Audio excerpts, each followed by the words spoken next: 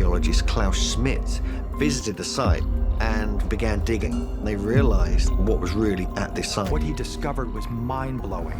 Here we are in the so-called enclosure D of Göbekli Tepe. It's a surprising fact here in Göbekli Tepe that we have monumental architecture so early in the history of mankind. So we didn't expect it to have it so early. What if the true birthplace of civilization wasn't lost to time, but buried beneath a modern parking lot?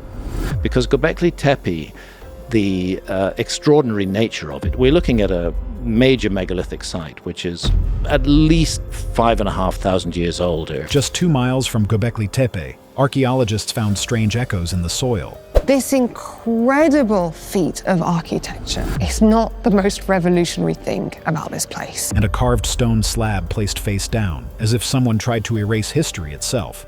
Klaus Schmidt warned us before he died. It's not what people expect. But it's everything we need to know. What did they bury at Gürcü Tepe, and why was it silenced so fast? The twin that hid in plain sight. What if the real clue to the origins of civilization wasn't buried under a hill, but hidden under a parking lot? Şanlıurfa, southeastern Turkey. Tourists come here chasing stories of Göbekli Tepe, of 12,000-year-old temples rising from limestone. But just a few miles away, past the shops and rooftops, lies a stretch of flat land that barely gets a second glance. Dry, uneven, fenced off in places. Today, it sits mostly forgotten. But to one man, this wasn't just dirt, it was a message. Klaus Schmidt didn't stumble across Gürcü Tepe by accident.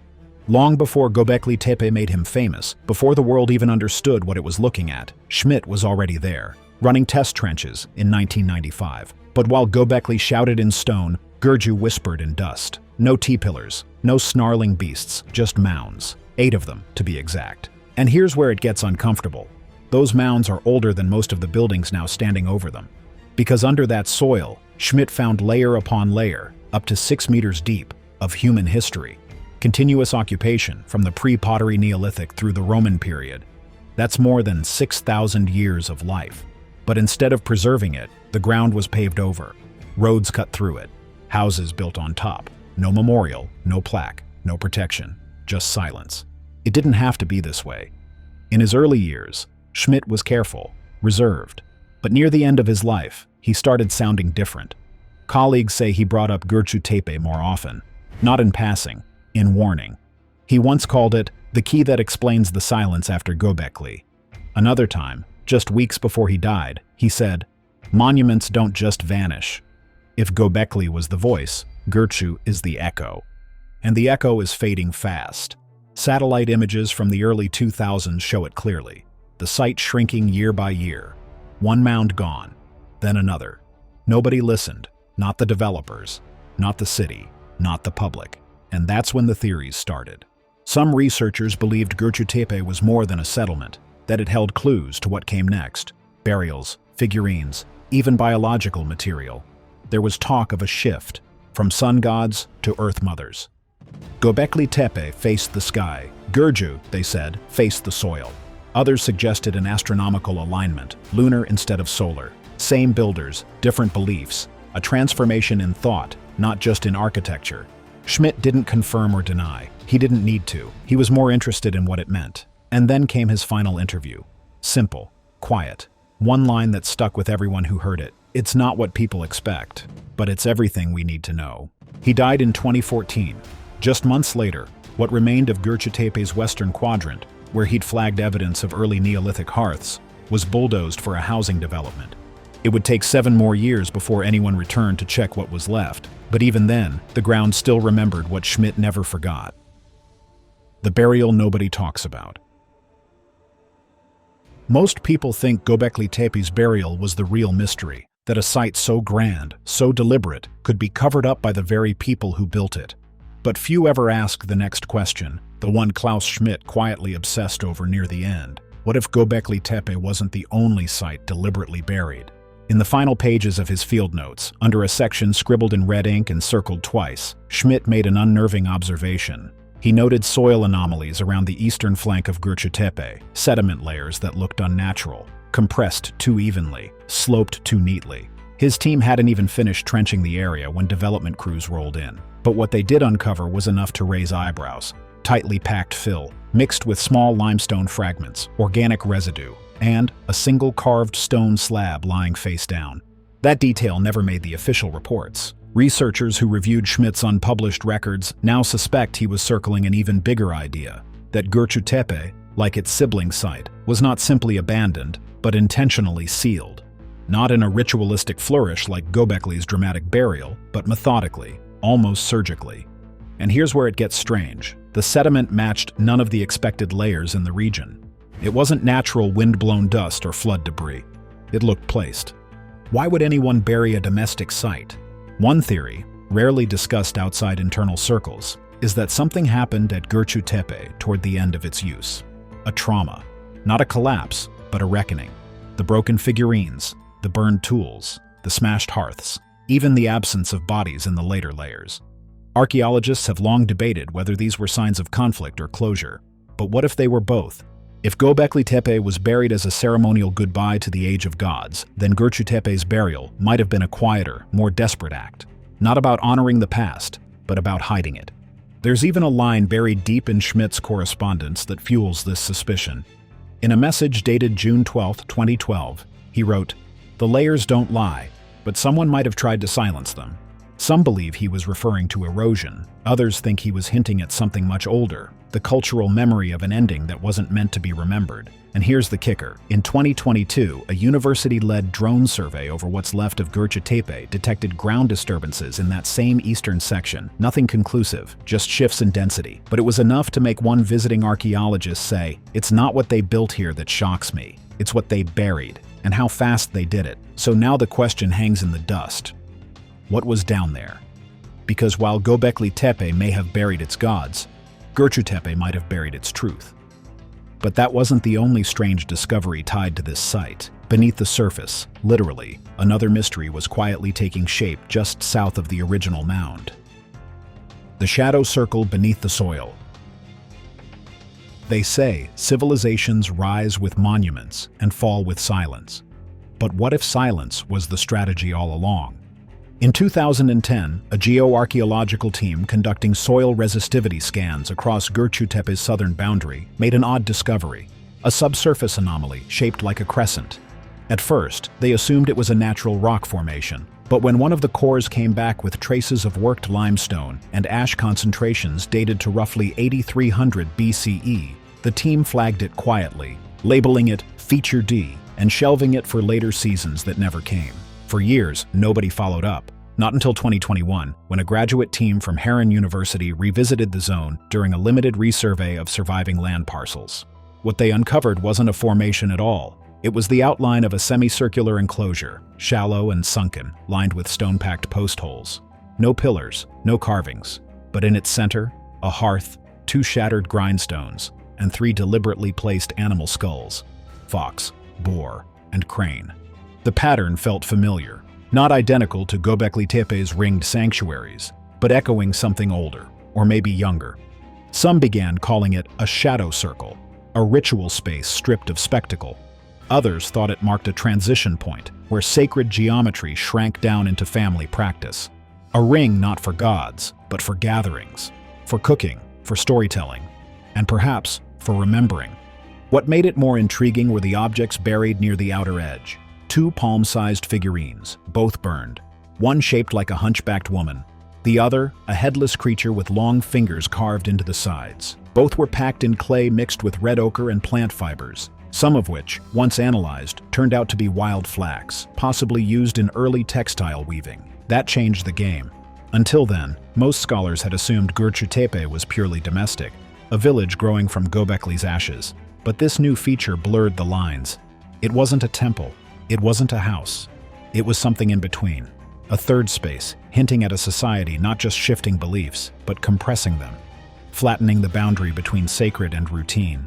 A cosmology that fit between fire pits and floor mats. One researcher described it best. If Göbekli Tepe was the cathedral and Gürcü Tepe the cottage, this was the hearth chapel, half memory, half magic. Klaus Schmidt never got to see this feature. But oddly, in one of his margin notes from 2013, he posed a question that feels prophetic now. What if the next sacred space isn't elevated, but sunk? Not watched from above, but shared around a flame? And here's where it all loops back. Because when radiocarbon samples from the hearth were analyzed in late 2022, they returned a tight cluster of dates, 8,300 to 8,100 BCE. That's nearly the exact window Schmidt believed marked the handoff between Göbekli and Gürcü. The architecture of silence. It wasn't just what they uncovered, it was how it may have sounded. There's something archaeologists don't talk about enough. Not what ancient people built, but how those spaces felt. The acoustics, the echoes, the way a voice carried through stone. And at Gürcü Tepe, that silence might not just be symbolic, it might be engineered. In 2023, a small interdisciplinary team from the University of Tübingen revisited the remaining eastern ridge of Gürcü Tepe to conduct a series of passive acoustic tests. Nothing groundbreaking was expected. The area had been partially flattened, the walls long gone. But what they found was baffling. Using low-frequency impulse mapping, essentially measuring how sound waves bounced through shallow depressions in the soil, they discovered a recurring anomaly in the center of one of the mounds. Every test pulse returned a soft, rhythmic echo, not just in one direction, but all around, forming a pattern of delayed reverberations suggestive of a circular sound field. And it matched the dimensions of what had once been a semi-enclosed pit house. That might seem like a coincidence, until they compared it with sound reconstructions from Göbekli Tepe's enclosure D. The acoustic fingerprint was strikingly similar. In both cases, a spoken voice at the center would carry clearly across the space, while sound from outside was muffled or diffused. But here's the difference. Göbekli Tepe used stone. Gürcü Tepe used earth. That changed everything. Because what it suggested was that this wasn't just a ritual site or a settlement. It was a place designed, consciously or not, to contain sound, to keep conversations in, or maybe to keep something else out. Some believe it's just architectural happenstance. Pit houses naturally reflect certain frequencies, but others are beginning to suspect that the people of Gürcü Tepe understood something deeper. That sound itself, its control, its containment, was part of the transition from the monumental to the personal. At Göbekli, rituals echoed into the open sky. At Gürcü, they stayed within walls, closer to the chest. One particularly strange find supports the theory. In 2021, while excavating a burned structure near the northern boundary of Mound 2, archaeologists uncovered a ceramic disc about the size of a hand mirror. It had concentric ridges carved into one side, and traces of red pigment around the edges. Nobody could identify its purpose, until a sound engineer, consulting remotely, noticed the ridges were spaced in a way that could disrupt high-frequency vibration. Was it a sound diffuser, a ritual instrument, a child's toy? No one knows. But one theory quietly gaining traction is that these people weren't just building walls. They were building barriers for the ear, carefully shaping space to modulate emotion, tension, even belief. And here's where it hits hard. Klaus Schmidt once hinted at this. In an unpublished field memo from 2011, he wrote, "Göbekli rings with presence. Gürcü listens. It's not silence, it's absorption." The colors that stayed after the gods left. When most people think of ancient sites, they think of stone, cold, gray, still. But Klaus Schmidt thought in color. And at Gürcü Tepe, buried beneath broken figurines and faded hearths, there's one detail barely anyone talks about: the pigments. During the early excavation seasons, Schmidt's team recovered dozens of soil samples from hearth walls, basin interiors, and refuse pits. Most were catalogued, bagged, and left for later testing. It wasn't until 2016, long after his passing, that a university lab in Istanbul finished analyzing the samples. The results were quietly remarkable. Traces of red ochre, crushed malachite, even microscopic flecks of azurite, deep blue mineral pigment, embedded in the inner wall of a collapsed dwelling. These aren't just pretty colors. These were substances that had to be gathered, ground, and deliberately applied. And they weren't used for decoration. They were used with purpose. The red ochre was smeared around doorways. The green malachite dusted beneath hearths. The blue azurite, found nowhere else but inside a small clay bowl, tucked into the base of a wall. No mural, no painting, just color as ritual, color as memory. Researchers are still debating what it all means. But some theories now suggest that Gürcü Tepe marked the beginning of symbolic pigment use, not for worship, but for domestic transition. Not to call down gods, but to mark thresholds, doorways, fireplaces, spaces where something changed. Cooking became ceremony, entry became passage, birth, perhaps, became ritual. And here's what makes it more mysterious. Schmidt once noted that Göbekli Tepe, for all its grandeur, showed very little color residue. Its pillars were clean, the bas-reliefs unpainted. The carvings spoke in shape, not in hue. But Gürcü, it was different. The symbolism moved inward, and so did the pigment. In a draft report from 2013, Schmidt jotted down a thought next to one of his soil diagrams. Just 6 words. Color moved in when gods moved out.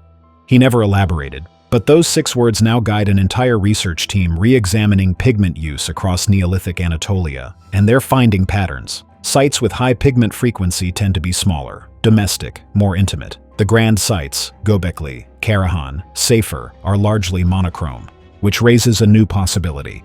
Maybe Gürcü Tepe didn't just inherit the builders of Göbekli Tepe, it inherited their emotions, their transitions, their grief even. And the colors weren't for art, they were for healing. One team member recently put it this way: you don't need pigment to pray. You use pigment when you're remembering. And maybe that's what Gürcü Tepe really is. A canvas, not for gods, but for the people who stayed behind after the gods were gone. The paths that moved before roads were born. Before the stones, before the walls, before a single hearth was built at Gürcü Tepe, there were the herds. In 2020, a small team of archaeozoologists reviewing faunal remains from both Göbekli and Gürcü made a strange connection. By reanalyzing bone fragments, hoof impressions, and dung samples under modern isotope techniques, they discovered something odd. The animals present at each site were not just different in species, but in seasonality. Göbekli Tepe, perched high on its exposed limestone ridge, showed a consistent presence of migratory gazelle, seasonal boar, and even wild cattle, species that would have moved through the uplands during cooler months. But Gürcü Tepe, its deposits told a different story. Domesticated sheep, penned goats, small game, and freshwater fish, all species more suited to year-round lowland habitation. Not just different diets, but different rhythms. It shook up assumptions. Because what the data quietly suggested was this: Göbekli wasn't just a temple, it may have been a seasonal ceremonial site, used during specific times of the year when migratory herds passed through. A kind of annual convergence point. A mountaintop gathering synced not to clocks, but to movement. And once the cycle shifted, or the climate cooled, those herds vanished. And with them, so did the need for rituals up high. Which leads us back to Gürcü. Nestled in the fertile Harran Plain, with stable access to water and lush grazing terrain, it wasn't just a convenient place to settle, it was a strategic fallback. As the large game thinned and temperatures dipped during the 8.2 kiloyear event, the people followed the food. They didn't collapse, they descended. And here's where Klaus Schmidt may have seen further than anyone realized. In an unpublished margin note from 2012, found scribbled in the back of his trench notebook, he wrote, "Follow the animals. They know where the future survives." No one paid much attention to that line at the time. But now, researchers are using GIS mapping layered with reconstructed ancient fauna migration routes, and the picture emerging is wild. It's not just Göbekli and Gürcü. Multiple Neolithic sites across southeastern Anatolia seem to form a network of movement, not just culture.